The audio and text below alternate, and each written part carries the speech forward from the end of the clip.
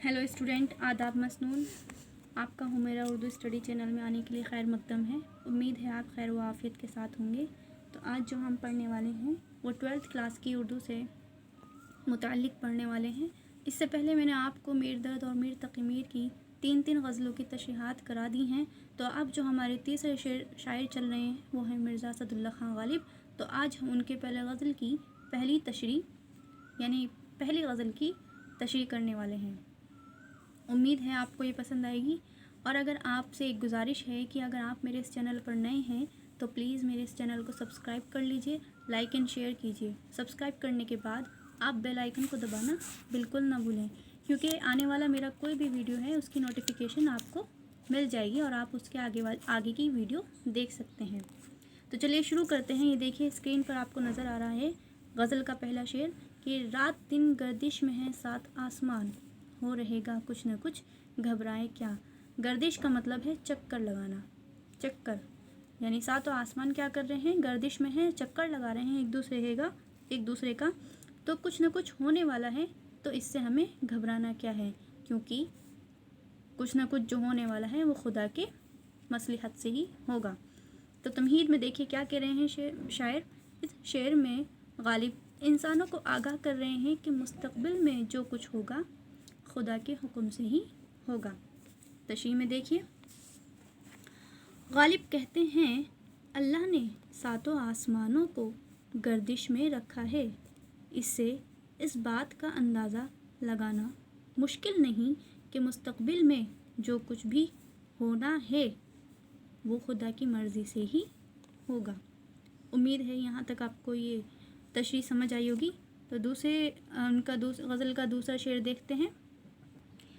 ये देखिए आपकी स्क्रीन पर जो है गज़ल का दूसरा शेर है लाग हो तो उसको हम समझे लगाओ, लाग हो तो उसको हम समझे लगाओ, जब ना हो तो कुछ भी धोखा खाए क्या।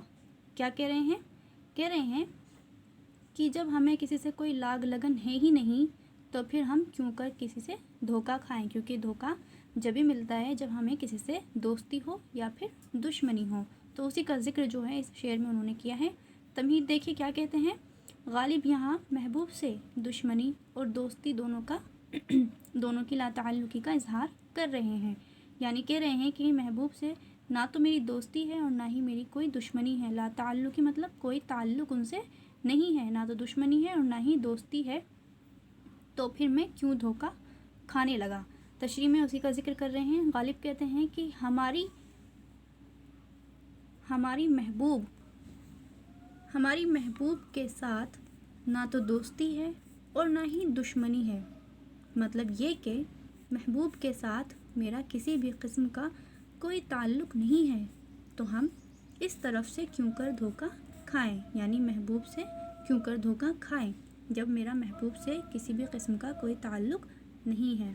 तीसरा शेर देखिए आपकी स्क्रीन पर नज़र आ रहा होगा कि मौजे खूं सर से गुज़र ही क्यों न जाए, मौजे खूं सर से गुज़र ही क्यों न जाए, आस्ताने यार से उठ जाएं क्या। क्या कह रहे हैं, मौजे खूं, मौजे यानी दरिया, खून यानी खून का दरिया, सर से क्यों नहीं गुज़र जाए, आस्ताने यार यानी महबूब के दर से हम क्यों उठ जाएंगे, यानी हम महबूब का दर नहीं छोड़ेंगे। उसी का जिक्र कर रहे हैं कि यहाँ गालिब अपने महबूब से सच्ची मोहब्बत का इजहार कर रहे हैं, जिसके लिए वो किसी भी हद से गुज़रने को तैयार हैं। तशरीह देखिए क्या कह रहे हैं गालिब कहते हैं कि जिसे हमने अपना दिल दे दिया है अब उसी पर इक्तफा करेंगे, यानी उसी से ही अब हम सच्ची मोहब्बत करेंगे और उसी के बनकर रहेंगे, और इसका दर यानी और उसका दर कभी नहीं छोड़ेंगे, यानी महबूब का दर कभी नहीं छोड़ेंगे, भले ही सर से खून का दरिया क्यों ना गुज़र जाए, यानी भले ही हमारे साथ कैसा भी जुल्म सितम क्यों ना हो जाए, लेकिन हम अपने महबूब का जो दर है वो किसी भी हाल में नहीं छोड़ने वाले। उम्मीद है आपको ये 3 शेरों की तशरीहात समझ आई होगी। चलिए तो रुख करते हैं अब चौथे शेर की तरफ। ये देखिए चौथा शेर आपकी स्क्रीन पर नज़र आ रहा है। उम्र भर देखा किए मरने की राह, उम्र भर देखा किए मरने की राह, मर गए पर देखिए दिखलाएं क्या। क्या कह रहे हैं कि उम्र भर जो है मैंने ज़िंदगी से आजिज़ होकर परेशान होकर किसकी राह तकी, मौत की राह, اور اب جب مر جائیں گے تو دیکھنا یہ ہے کہ اللہ تعالیٰ ہمارے ساتھ کیسا سلوک کرنے والا ہے۔ تو اسی کا ذکر یہ اپنے تشریحات میں تمہید میں کر رہے ہیں۔ دیکھیے اس شعر میں غالب اپنی زندگی سے عاجز آنے کا ذکر کر رہے ہیں، یعنی وہ زندگی کی پریشانیوں سے کیا آ گئے ہیں، عاجز آ گئے ہیں، اسی کا ذکر انہوں نے یہاں پر کیا ہے۔ تشریح میں دیکھیے غالب کہتے ہیں کہ ہم نے زندگی بھر اتنے آلام سہے، یعنی کہ دکھ درد، اس سے اب مجھے موت بہتر دکھائی دینے لگی ہے، یعنی دکھ درد سے پریشان ہو کر وہ کیا کہہ رہے ہیں کہ اس سے اچھا ہے کہ مجھے موت ہی آ جائے۔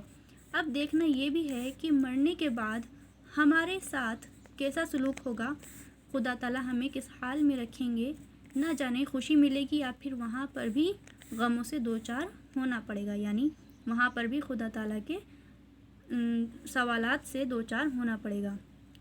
امید ہے یہاں تک آپ کو تشریح سمجھ آئی ہوگی۔ تو چلیے پھر چلتے ہیں 5ویں اور آخری شعر کی طرف۔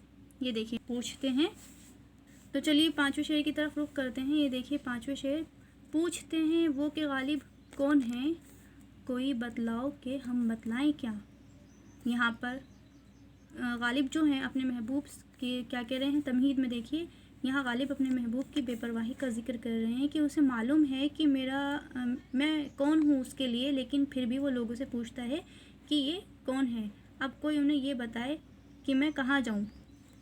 تو دیکھیے تشریح میں کیا کہہ رہے ہیں، کہتے ہیں کہ محبوب میرا اتنا شناسا ہے کہ اسے میرے بارے میں تمام معلومات ہیں، لیکن پھر بھی وہ میرے بارے میں پوچھتا ہے۔ اب آپ ہی بتاؤ کہ اس کے اس سوال کا میں کیا جواب دوں، یعنی کہ اسے سب کچھ میرے بارے میں معلوم ہے لیکن پھر بھی وہ لوگوں سے اس بارے میں پوچھتا ہے۔ امید ہے آپ کو غزل غالب کی یہ پہلی غزل کی تشریحات تمام سمجھ آ گئی ہوں گی۔ تو امید کرتی ہوں آپ اسی طریقے سے میرے چینل پر بنے رہیں گے۔ تو ملتے ہیں اگلی غالب کی دوسری غزل کے ساتھ، تب تک کے لیے اللہ حافظ۔